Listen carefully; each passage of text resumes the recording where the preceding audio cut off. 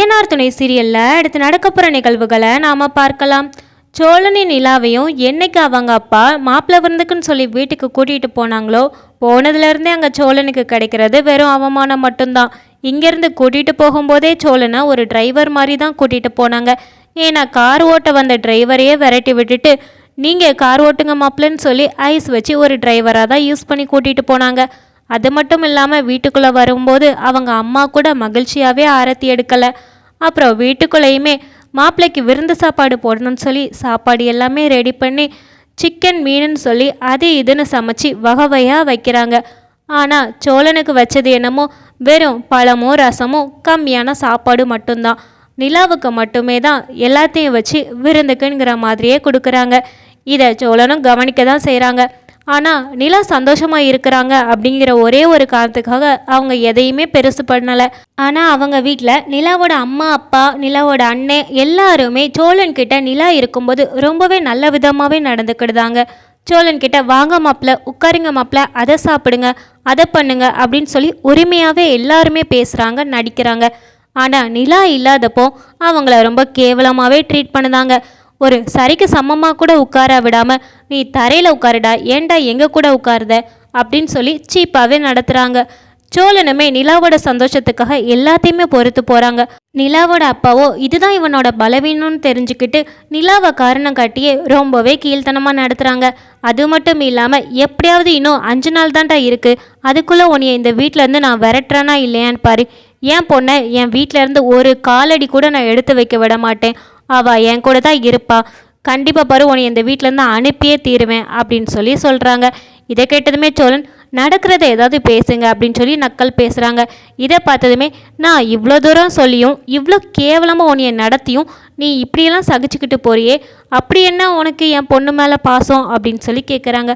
அதுக்கு சோழனுமே என்னோட பாசத்தை பற்றி உங்களுக்கு தெரியணுங்கிற எந்த ஒரு அவசியமும் இல்லை, எனக்கு நிலாவை பிடிக்கும், அவளுக்காக மட்டும்தான் நான் எல்லாத்தையும் பொறுத்துக்கிட்டு போகிறேன் அப்படிங்கிறாங்க.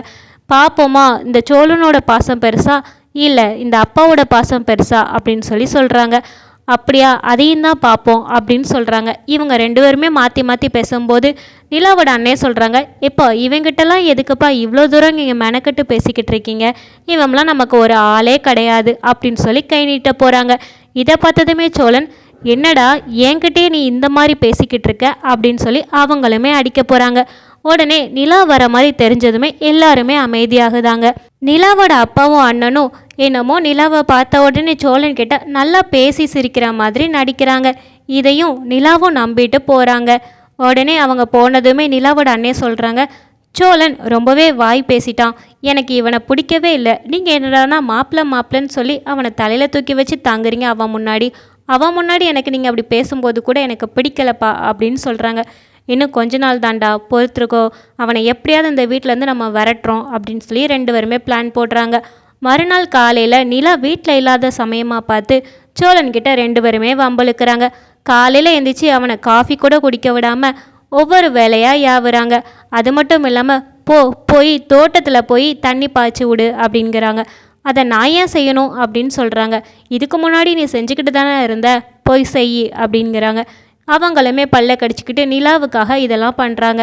அது மட்டும் இல்லாமல் போய் காரை கழுவி வைன்னு சொல்கிறாங்க. அதை நான் ஏன் பண்ணணும், இன்றைக்கி கிளீனிங்க்கு ஆள் வரல, அதனால் நீ பண்ணிவிடு அப்படின்னு சொல்கிறாங்க. சோழனும் மனசுக்குள்ளே எல்லாமே நிலா நான் உனக்காக மட்டும்தான் பண்ணுறேன், நீ சந்தோஷமாக இருக்கணும், அட்லீஸ்ட் இந்த ஒரு வாரமாவது நீ சந்தோஷமாக இருக்கணும்னு தான் நான் எல்லாத்தையும் பல்ல கடிச்சிட்டு போகிறேன் அப்படின்னு மனசுக்குள்ளே நினச்சிக்கிட்டே அவங்க போய் எல்லா வேலையுமே பார்க்குறாங்க. போய் கார்டனில் போய் தண்ணி தெளிக்கிறாங்க. அது மட்டும் இல்லாமல் கார் எல்லாத்தையுமே வாஷ் பண்ணி வைக்கிறாங்க. வாஷ் பண்ணி முடிச்சுட்டு உள்ளே வந்து சாப்பிட்லான்னு உட்காருதாங்க. இதை பார்த்ததுமே நிலாவோட அப்பா, டேய் நீ அப்படி என்ன வேலை செஞ்சிட்டேன்னு சொல்லி இப்படி டேபிள் மேலே ஏறி உட்காந்து சாப்பிட போகிற, உனக்கு என்றைக்குமே தரை தான், அதனால் நீ தரையில் உட்காந்து தான் சாப்பிட்ணும், ஆரம்பத்தில் எங்கள் வீட்டுக்கு எப்படி டிரைவராக வந்தியோ அப்படி தான் நாங்கள் இப்போவும் உன்னை நினைக்கிறோம், உனக்கு எந்த வித மரியாதையும் இந்த வீட்டில் கிடையாது, ஏதோ என் பொண்ணுக்காக நான் உன்னைய சலிச்சுக்கிட்டு இருக்கிறேன், இனிமேல்லாம் அதுக்கு வாய்ப்பே கிடையாது, என் பொண்ணு இல்லாதப்போ நீ எனக்கு எப்போதுமே ஒரு அடிமை தான், ஒழுங்காக கீழே உட்காந்து சாப்பிடு அப்படின்னு சொல்கிறாங்க. உடனே சோழனுக்கு ரொம்பவே கோபம் வந்து எனக்கு சாப்பாடே வேணான்னு சொல்லி எந்திக்கிறாங்க. எந்திரிச்சதுமே சரி நல்லதாக போச்சு, அவன் உட்கார்ந்த இடத்த பினாயில் ஊற்றி கழுவுங்க அப்படின்னு சொல்லி வேலைக்காரங்க கிட்ட சொல்கிறாங்க. இதை பார்த்ததுமே சோழனுக்கு இன்னுமே ரொம்பவே கஷ்டமாயிடுது. அவங்க என்ன செய்யனே தெரியாமல் எந்திரிச்சு போகிறாங்க. ஆனால் நிலாவோட அண்ணன் அவங்கள விட்டுறதா தெரியலை. என்னடா முறைச்சிட்டு போகிற, நீ முறைச்சிட்டு போனால் நாங்கள் பயந்துருவோமா அப்படின்னு சொல்லி அவங்கள அடிக்கிறாங்க. இதை பார்த்ததுமே சோழன் மறுபடியும் கையை முறுக்கிட்டு அடிக்க போகிறாங்க. ஆனால் நிலாவுக்காகன்னு சொல்லிட்டு எல்லாத்தையுமே அவங்க பொறுத்துக்கிட்டே போகிறாங்க. சோழனுக்கு திருப்பி அடிக்க ஒரு நிமிஷம் ஆகாது. ஆனால் அடிச்சிட்டா இதுதான் ஏதோ பெரிய விஷயமா சோழன் மேலே ஏதாவது தப்பு சுமத்தி அதை நிலா முன்னாடி நிரூபிப்பாங்க. அந்த ஒரே ஒரு காரணத்துக்காக தான் சோழனுமே அமைதியாக இருக்காங்க. நிலா முன்னாடி நான் எப்போதுமே ஒரு கெட்டவனாக தெரிஞ்சிடவே கூடாது, அவங்க இனி என்ன முழுசாக நம்பணும் இங்கே இருக்க தண்டியும், அதனால தான் நான் பல்ல கடிச்சிட்டு போகிறேன்னு சொல்லி மனசுக்குள்ளே நினைக்கிறாங்க. ஆனால் சோழன் நிலாவுக்காக இப்படி விடாப்பிடியாக எந்த ஒரு கோவமே படாமல் இருக்கிறது தான் நிலாவோட அண்ணனுக்கு இன்னுமே கோவப்படுத்துது. இவன் ஏன் இவ்வளோ அமைதியாக இருக்கான், அப்படி என் தங்கச்சி மேலே இவன் பாசம் வச்சுருக்கானா அப்படின்னு சொல்லி அவங்க யோசிக்கிறாங்க. அது மட்டும் இல்லாமல் எப்படியாவது இவனை கோவப்பட வச்சு பழியை ஏதாவது இவன் மேலே போட்டு இவங்க எப்படியாவது நிலாவை அவங்க கூடயே வச்சுக்கணும்னு பார்க்குறாங்க. அதனால் உச்சக்கட்டமாக நிலாவோட அண்ணன் செய்கிறது, நீ வான்னு சொல்லி சோழனை இழுத்துட்டு போய் ஒரு பாத்ரூம் முன்னாடி விட்டுறாங்க. இதை நீ இன்னைக்கு கழுவியே ஆகணும் அப்படின்னு சொல்கிறாங்க. இதை பார்க்கும்போது, டேய் என்னடா நீ, உனக்கு பைத்தியம் பிடிச்சிடுச்சா, நான் எதுக்கு இதெல்லாம் பண்ணணும் அப்படின்னு சொல்கிறாங்க. நீ பண்ணி தான் ஆகணும், இல்லைன்னா நாங்கள் நிலாவையுமே ஏதாவது பண்ண தான் செய்வோம். ஏன்னா அவள் எங்கள் பொண்ணாக இருக்கதண்டியும் தான் இந்த வீட்டில் அவள் இளவரசி, இப்போ அவள் உன் பொண்டாட்டியாக வந்திருக்கா. அப்படிங்கும்போது அவள் உன்கிட்ட இருந்து நாங்கள் பிரிக்கிறதுக்கு தான் நாங்கள் முயற்சி பண்ணுறோம். ஆனால் அதுவும் முடியலை அப்படின்னா மொத்தமாக பிரிக்க தான் செய்வோம். அதை நீ மனசில் வச்சுட்டு இப்போ இதை நீ கழுவி தான் ஆகணும் அப்படிங்கிறாங்க. இதை கேட்டதுமே சோழனுக்கு வர வழியே இல்லை. ஏன்னா அவங்களுக்கு நிலானா ரொம்பவே பிடிக்கும். அவங்களுக்கு ஒன்றுனா சோழன் எல்லாத்தையுமே செய்வாங்க. அதே மாதிரியே நினச்சிக்கிட்டு அவங்க கண்ணில் கண்ணீரே வந்தாலுமே சோழன் அமைதியாக போய் அந்த பாத்ரூமை கழுவ தான் செய்கிறாங்க. இதை பார்த்ததுமே பின்னாடி நின்றுட்டு நிலாவோட அண்ணனும் அப்பாவும் ரொம்பவே ஷாக் ஆகுறாங்க. நம்ம பொண்ணுக்காக இவன் இந்த வேலையெல்லாம் செய்கிறானா அப்படின்னு சொல்லி யோசிக்கவும் செய்கிறாங்க. அதே நேரத்தில் அவங்க செய்கிற அந்த வேலையை பார்த்து ரசிக்கவும் செய்கிறாங்க. ஒரு வழியாக இவனை அவமானப்படுத்தியாச்சு அப்படின்னு சொல்லிட்டு இங்கே இப்படி சோழனை கொடுமைப்படுத்திக்கிட்டு இருக்கும்போது அதை கரெக்டாக நிலா வந்து பார்த்துருந்தாங்க. அவங்க பார்த்தவங்களுக்கு மனசே கேட்கல. தாங்கிட்ட பாசமாக இருக்கிற அப்பாவும் அண்ணனும் இப்படி சோழன்கிட்ட இப்படி விஷமாக இருக்காங்களேன்னு சொல்லி அவங்களுக்கு கண்ணே கலங்குது. ஆனால் நிலா பார்க்குறத நிலாவோட அண்ணனுமே பார்த்துருந்தாங்க. பார்த்ததுமே அவங்களுக்கு என்ன சொல்லி சமாளிக்கிறதுனே தெரியலை. ஆனால் நிலாவுக்கு அங்கே உள்ள சிச்சுவேஷன் எல்லாமே புரிஞ்சு போயிடுது. ஆனால் நிலாவோட அண்ணன் ஏதேதோ சொல்லி சமாளிக்க பார்க்குறாங்க. அப்போதான் நிலாவுக்கு புரியுது, ஏற்கனவே இப்படி சோழனை கீழே உட்கார வச்சு இவங்க 2 பேருமே டார்ச்சர் பண்ணிக்கிட்டு இருந்தாங்க. அப்போ நிலா எதிர்ச்சியாக வரும்போது அதை இவங்க பொய்ன்னு சொல்லி ஏமாத்திட்டாங்க. இப்போ தான் புரியுது சோழன் அப்போவுமே அவமானம் தான் பட்டுக்கிட்டு இருக்காங்கன்ட்டு. உடனே சோழனை பார்த்து தயவு செஞ்சு வெளியில் வாங்க அப்படின்னு சொல்லி நிலா ரொம்பவே கவலைப்பட்டு சொல்கிறாங்க.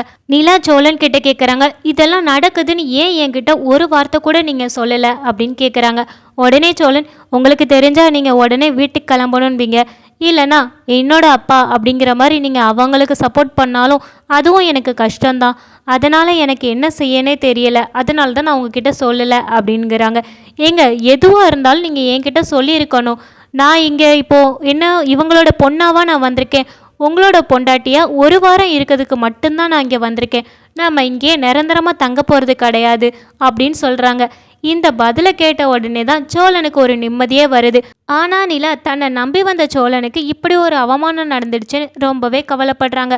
அது மட்டும் இல்லாமல் தாங்கிட்ட பாசமாக இருக்கிற தன்னோட அப்பாவும் அண்ணனும் இப்படி இன்னொரு பக்கம் விஷமாக இருக்காங்களேன்னு சொல்லி அவங்களுக்கு இன்னுமே அதிர்ச்சி ஆகுது.